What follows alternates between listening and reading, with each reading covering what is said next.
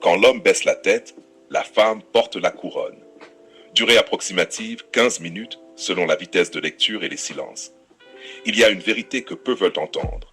Une vérité qui gratte, qui brûle, qui ne laisse jamais indemne. Une vérité qu'on préfère maquiller derrière des mots doux, des explications sociologiques, des théories modernes. Mais au fond, tout le monde la connaît. Les femmes alpha ne tombent pas du ciel. Elles ne se réveillent pas un matin en décidant de devenir des forces indomptables. Elles ne naissent pas dans la domination, elles naissent dans le vide. Dans le vide laissé par des hommes qui ont oublié comment se tenir. Je ne parle pas d'agressivité. Je ne parle pas de violence. Je ne parle pas de domination toxique. Je parle de présence, de direction, de colonne vertébrale.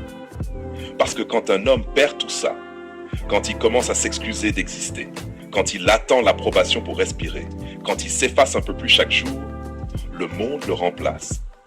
Et souvent, c'est une femme qui prend la place.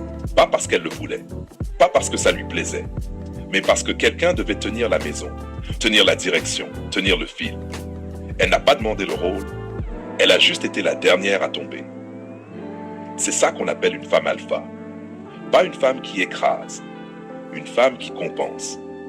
Et si on regarde bien, vraiment bien, derrière chaque femme alpha, il y a quelque part un homme qui a lâché le volant. Lentement, progressivement, presque sans faire de bruit.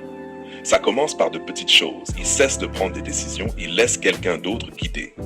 Il évite les conflits. Il préfère le confort de la passivité à l'inconfort de la responsabilité. Il ne dit plus je veux, il dit comme tu veux. Il ne dit plus j'ai décidé, il dit j'ai peur de déranger. Alors elle s'adapte, elle remplit les trous, elle avance, elle agit. Parce qu'elle n'a plus le choix. Et plus elle avance, plus lui recule. Et plus lui recule, plus elle se renforce. Jusqu'à ce que les rôles s'inversent, jusqu'à ce que la dynamique change, jusqu'à ce que l'équilibre ne ressemble plus jamais à ce qu'il était. Les gens pensent que c'est elle qui a voulu la couronne. Ils se trompent. C'est lui qui l'a posée sur sa tête en cessant d'être le pilier qu'il aurait pu être. Regarde autour de toi. Observe. C'est pas un hasard si tant de femmes se durcissent. Elles ne se durcissent pas contre les hommes. Elles se durcissent à cause de leur absence. L'absence de leadership, l'absence de conviction, l'absence de constance, l'absence de direction intérieure. Un homme qui ne sait pas où il va ne peut mener personne. Et une femme qui n'a personne pour marcher avec elle finit par marcher seule. Et quand elle marche seule, elle devient solide. Solide comme le roc. Solide comme ceux qui n'ont pas d'autre option. On dit qu'une femme qui